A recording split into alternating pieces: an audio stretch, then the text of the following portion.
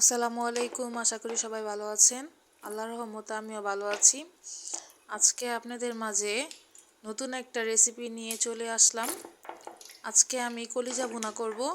এই জন্য কড়াইয়ের মধ্যে সামান্য পরিমাণ মতন তেল দিয়ে দিলাম।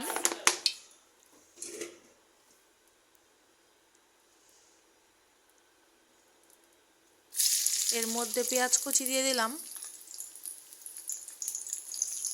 পরিমাণ মতন।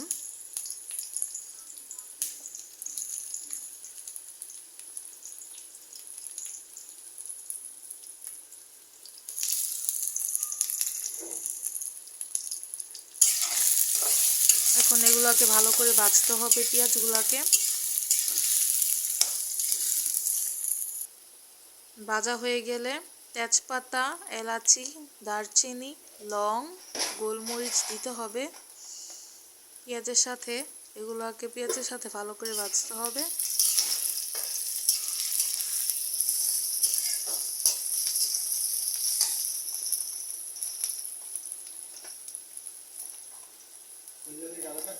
ভাজা হচ্ছে ভালো করে।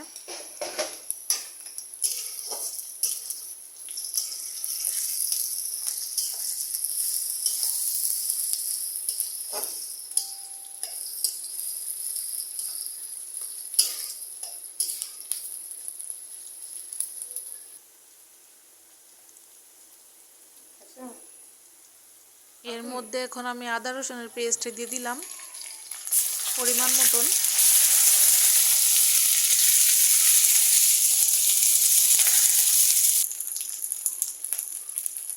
এখন আমি হলুদের গুঁড়া দিয়ে দিলাম পরিমাণ মতন, মরিচের গুঁড়া দিয়ে দিলাম পরিমাণ মতন। এগুলোকে এখন ভালো করে ভাজতে হবে।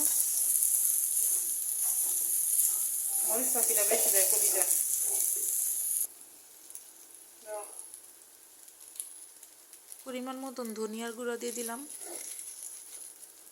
দিল কি দিতাছ?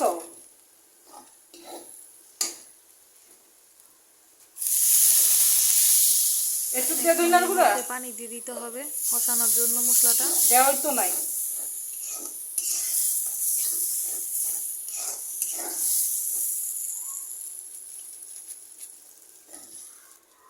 এখন আমি জিরার গুঁড়ো দিয়ে দিলাম পরিমাণ মতন।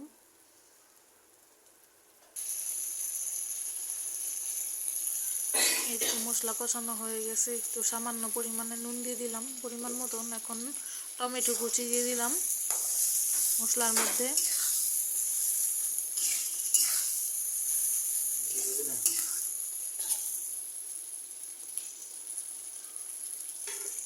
এখন আমি কলিজাগুলা ঢেলে দিব মশলার মধ্যে।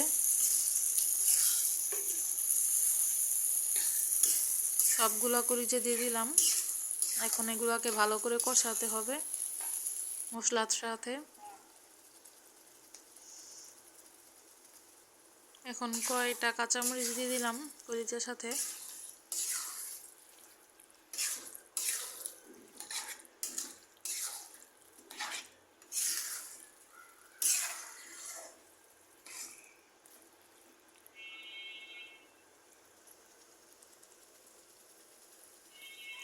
এই তো কলিজাগুলা কষানো হচ্ছে ভালো করে মশলার সাথে।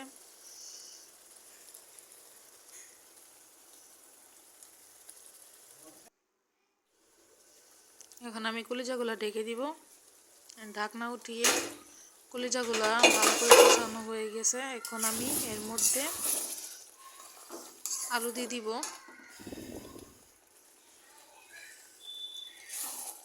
আলুগুলো দিয়ে দাও।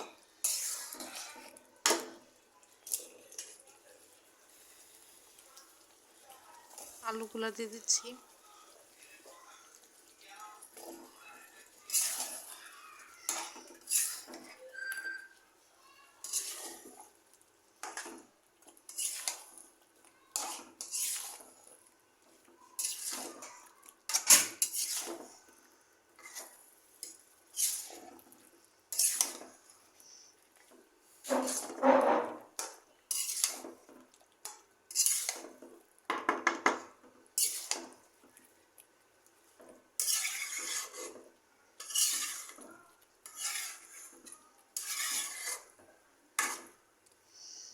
এখন আলুর সাথে ভালো করে কষাতে হবে কলিজাগুলোকে।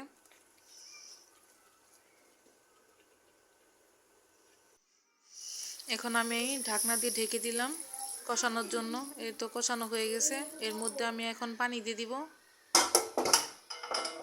ঝোলের পানি।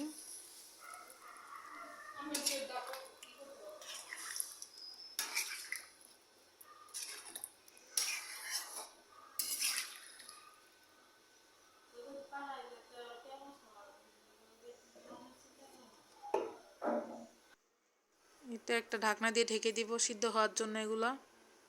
এই তো আমার কলিজা ভুনা রেডি হয়ে গেছে। আমার ভিডিওটা ভালো লাগে থাকলে আশা করি লাইক কমেন্ট শেয়ার দিয়ে পাশে থাকবেন। এই তো লবণীয় কলিজাগুলা। আসসালামু আলাইকুম, আল্লাহ হাফেজ।